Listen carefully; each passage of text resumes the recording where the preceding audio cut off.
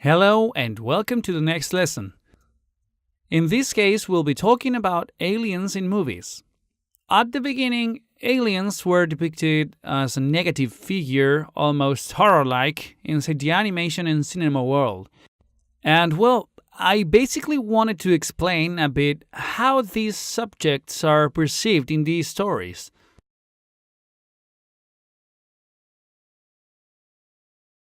Well, for example, here's the first one. That's E.T. You may know it because it's one of the most representative aliens in cinema. It's very well known because it has been present in a lot of people's childhood.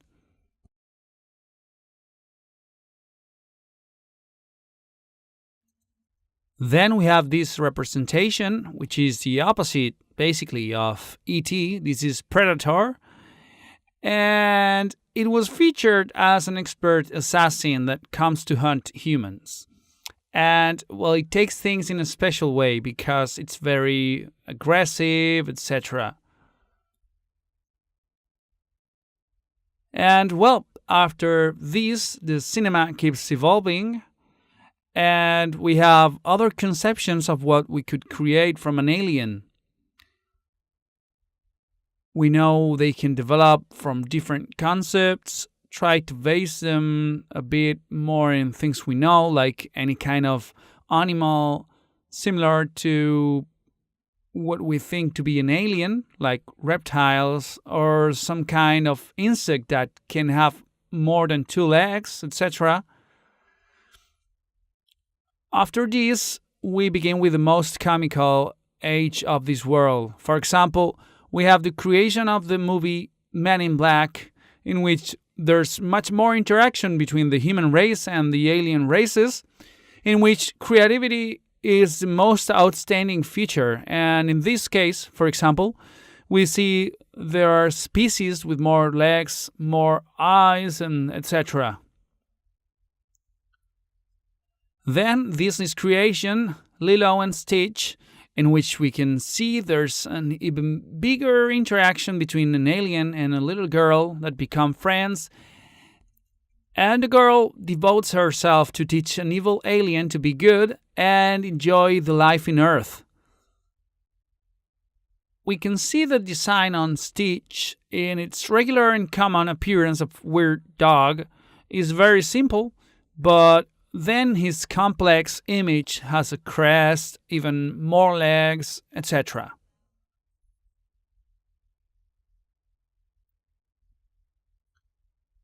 Then we present this 3D animation movie, which is called Monsters vs. Aliens, in which the monsters themselves have a quite complex appearance, so to speak, and they're based a bit more in the anti-hero theme and weird beings than aliens. But, well, in the movie, there's also the aliens, which are presented as a threat, in which they have to solve a problem, and the aliens are the stereotypical creatures with tentacles, etc. Then we have Avatar, which is basically a romance between a human and an alien, but in which the human eventually adopts the appearance similar to the aliens and basically is about seeing the interaction between the different species, the contact he has with nature. And, well, in this case, they don't want to depict either an aggressive or good behavior. It's just the interaction between those two species. Then there's the movie Planet 51, in which the extraterrestrial in this case is the human who goes exploring a different planet, and we can see the features of these aliens as the most basic we can find, with the green skin, three-fingered hands. They have antennas and even try to emulate the hair with tentacles, etc. Then there's also Guardians of the Galaxy, in which we find a man that forms a group with which he combats evil with a series of characters that have certain features which make them special in their own way, because it's an interspatial union in which the different species interact with each other, and, well, but you can see those features like green skin, There's also a tree, etc.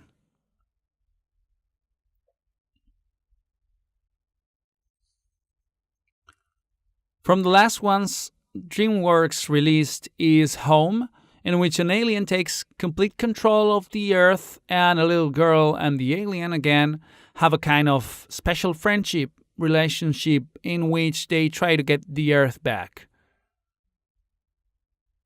And that's all regarding the movies I wanted to take as a reference. I'll see you in the next lesson, and thank you very much for watching. Let's get into the graphic references.